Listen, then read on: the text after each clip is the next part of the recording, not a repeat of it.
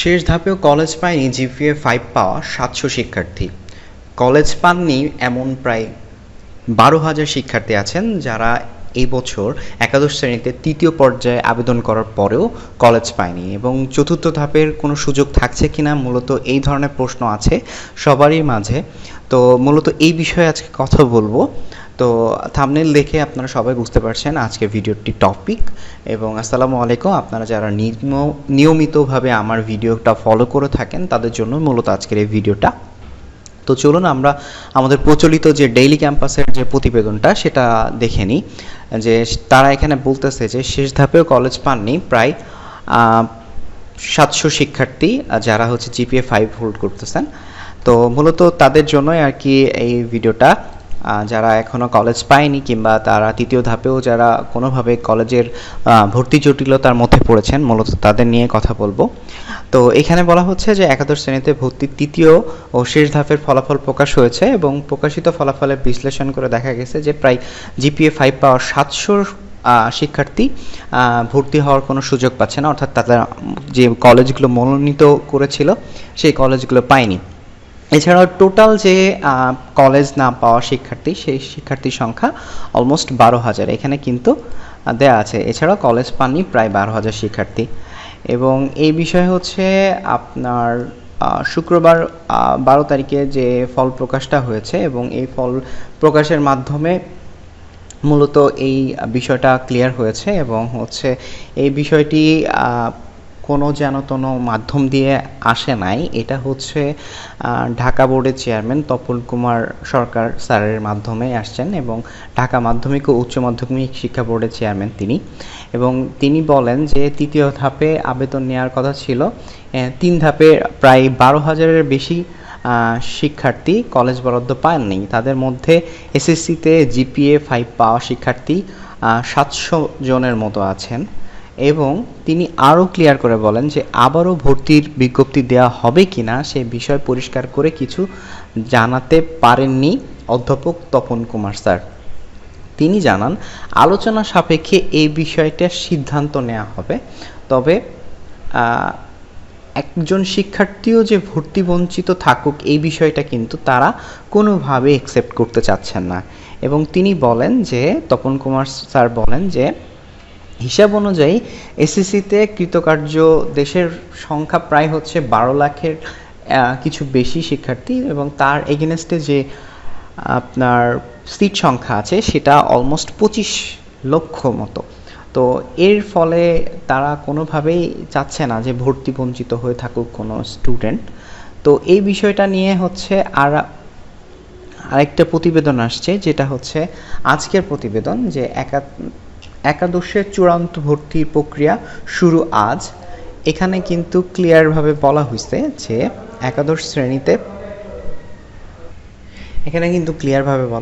যে একাদশ শ্রেণীতে চূড়ান্ত ভর্তি প্রক্রিয়া শুরু আজ এবং একাদশ শ্রেণী ২০২৪-২৫ শিক্ষাবর্ষের চূড়ান্ত ভর্তি প্রক্রিয়া শুরু হচ্ছে আজ সোমবার ১৫ জুলাই থেকে। এখানেও কিন্তু তারা ক্লিয়ার করে বলেছেন যে কোথায় কত টাকা ভর্তি ফি লাগবে এই বিষয়ের সাথে সাথে তারা কিন্তু এটাও বলেছে যে শেষ ধাপেও কলেজ পাননি জিপিএ 5 পাওয়ার ৭০০ শিক্ষার্থী এবং ৩ ধাপে আবেদন শেষেও টোটাল যে ১২,০০০ শিক্ষার্থী আছে ১২,০০০-এর বেশি শিক্ষার্থী হচ্ছে কলেজ পায়নি এবং তাদের মধ্যে জিপিএ 5 পাওয়া রয়েছে ৭০০ জনের মতো এবং তাদের ভর্তির ব্যাপারে আবারও আবেদনের সুযোগ দেওয়া হবে কিনা তা নিয়ে এখনও সিদ্ধান্ত জানায়নি শিক্ষা বোর্ড সমন্বয় কমিটি। এদিকে কমিটির সভাপতি এবং ঢাকা বোর্ডের চেয়ারম্যান অধ্যাপক তপন কুমার সরকার স্যার বলছেন যে তৃতীয় ধাপের আবেদনের পরেও আমাদের ১২,০০০-এর মতো শিক্ষার্থী কলেজ বরাদ্দ পাননি। তিনি বলেন আসন ফাঁকা নেই বলে তারা কলেজ পাননি, ব্যাপারটা এমন নয়। তারা পছন্দক্রম দিয়েছে কম, যেসব কলেজে পছন্দক্রম দিয়েছে সেগুলোর আসন ফাঁকা না থাকার কারণে এই ধরনের সমস্যা হয়েছে এবং কলেজ বঞ্চিতদের জন্য যে অনলাইনে আবারও আবেদন নেওয়া হবে কিনা তা জানতে চাইলে তিনি বলেন সেটা নিয়ে এখনও সিদ্ধান্ত হয়নি, এটা আলোচনা করে ব্যবস্থা নেওয়া হবে। আমরা চাই সব শিক্ষার্থী ভর্তি হোক। তো এই বিষয়টা তিনি কিন্তু ক্লিয়ার করে দিয়েছেন যে তারা কিন্তু চায় যে কোনো শিক্ষার্থী যেন ভর্তি বঞ্চিতভাবে না থাকুক।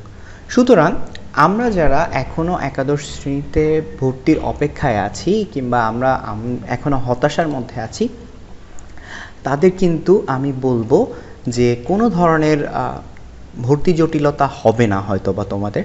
তৃতীয় পর্যায়ের শেষে চতুর্থ পর্যায় পর্যন্ত গত 2 বছর ধরে আমি এই রিলেটেড ভিডিওই বানিয়ে আসছি, যেখানে তোমরা দেখতে পারবা যে চতুর্থ পর্যায়ে কিন্তু বরাবর প্রতি বছরের ন্যায় এবারও হচ্ছে।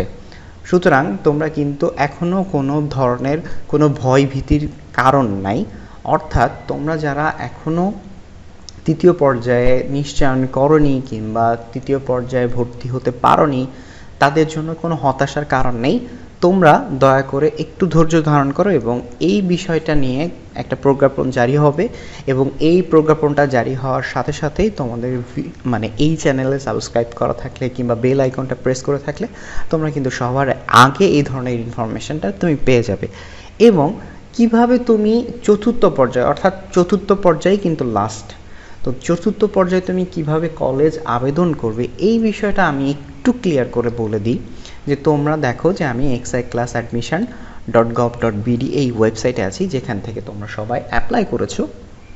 এখানে তোমরা লগ ইন করে অ্যাপ্লাই করতে পারবা, কিন্তু তার আগে যে বিষয়টা তোমার সব থেকে ভালোভাবে মাথায় রাখতে হবে সেটা হচ্ছে যে কলেজের ওভারভিউটা তোমাকে দেখে নিতে হবে।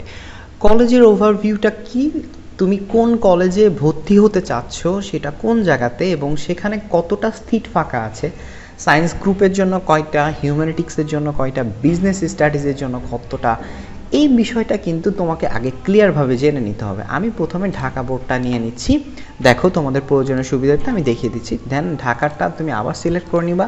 তারপর হচ্ছে তুমি ধামরায়, আচ্ছা আমি প্রথমে ধামরাটা আছে, ধামরা, আচ্ছা সাভারটা নিলাম। সাভার নেওয়ার পরে সাভারে দেখো বেশ কিছু কলেজ কিন্তু তোমার আছে।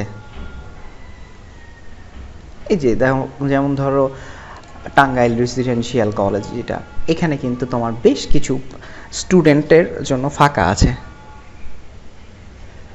সেটার জন্য হচ্ছে দেখো সায়েন্সের জন্য টোটাল সিট বরাদ্দ এখনো ফাঁকা আছে তোমার 88টা, হিউম্যানিটিক্সের জন্য 50টা এবং হচ্ছে তোমার বাংলার জন্য মানে বিজনেস স্টাডির জন্য 63টা। অর্থাৎ তোমরা হচ্ছে আগে দেখে নিবা যে এখানে তোমার সিট সংখ্যা ফাঁকা আছে কিনা।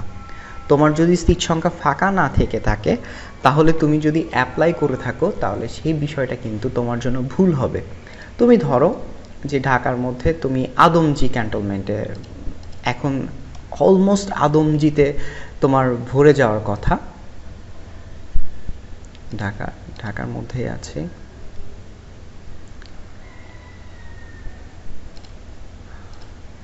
আচ্ছা আদমজি ক্যান্টনমেন্ট, আদমজি, যাই হোক এটা হচ্ছে তোমরা এখান থেকে দেখে নিবা। আমি ঢাকা ছাড়া আমি আরেকটা রিনাউন কলেজ রাজশাহী জেলা কলেজটা দেখি, রাজশাহী রাখি, রাজশাহী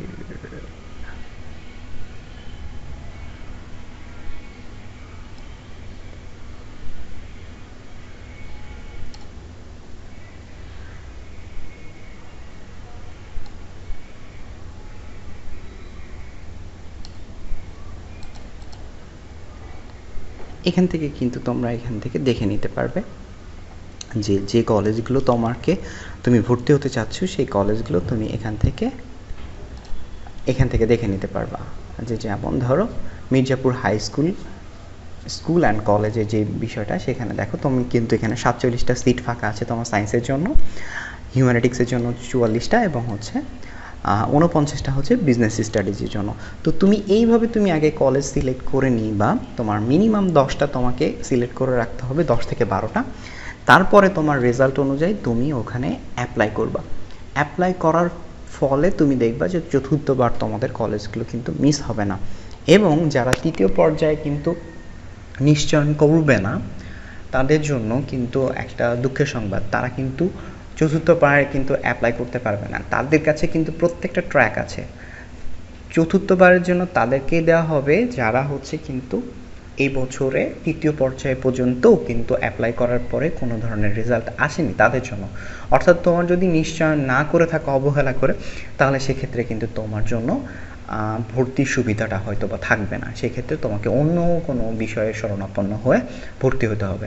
সো এই ভিডিওটি এই পর্যন্তই। ভিডিওটি ভালো লেগে থাকলে অবশ্যই লাইক, কমেন্ট, শেয়ার দিয়ে সহযোগিতা করবে এবং অন্যদেরকেও শেয়ার দিয়ে বোঝাবে। ধন্যবাদ সবাইকে। আসসালামু আলাইকুম।